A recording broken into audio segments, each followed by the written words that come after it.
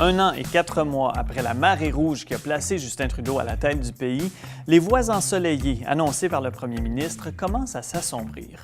Il y a eu les négociations houleuses avec ses homologues provinciaux, que ce soit sur les mesures à prendre pour réduire nos émissions de carbone ou sur les transferts en matière de financement des soins de santé. Il y a aussi l'insouciance ou l'impunité, diraient certains, avec laquelle le premier ministre a défendu ses rencontres payantes avec des citoyens et des investisseurs, tout comme il a justifié ses vacances et son tour d'hélicoptère chez l'Agacam.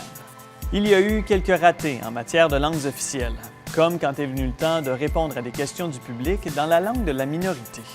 Plusieurs dénoncent son manque d'appui au projet visant à faire d'Ottawa une ville officiellement bilingue et se demandent à quel point Trudeau est attaché au bilinguisme tel qu'on le connaît. Puis, il y a quelques jours, il a abandonné sa promesse phare.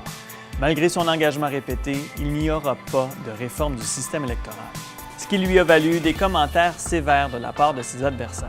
Le critique du NPD en la matière l'a traité de menteur, tandis que la chef intérimaire des conservateurs a mis en garde les Canadiens, qui, selon elle, devraient y penser à 2 fois avant de croire ce que Justin Trudeau dit. Des mots durs venant de partis d'opposition qui se cherchent tous deux un nouveau chef, avec 14 candidats chez les conservateurs et aucun confirmé chez les néo-démocrates. Si le prince du selfie continue d'attirer les foules, notre premier ministre doit maintenant composer avec celui qui tweet plus vite que son ombre, le président Trump. Et ce n'est que la pointe de l'iceberg dans ce qui pourrait rapidement virer au refroidissement des relations entre nous et nos voisins du Sud. Du côté d'Ottawa, on est peut-être encore loin de la tempête, mais manifestement, les nuages s'accumulent.